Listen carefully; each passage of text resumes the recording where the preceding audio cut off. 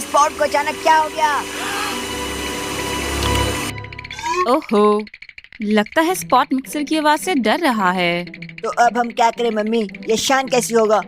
हमें स्पॉट को ट्रीट्स खिलानी पड़ेंगी। ट्रीट्स? हाँ,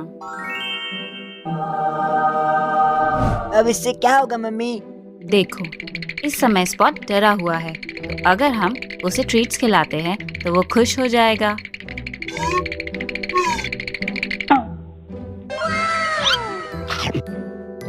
देखा, जब भी हम मिक्सर चलाएंगे तब हम स्पॉट को ट्रीट्स देंगे।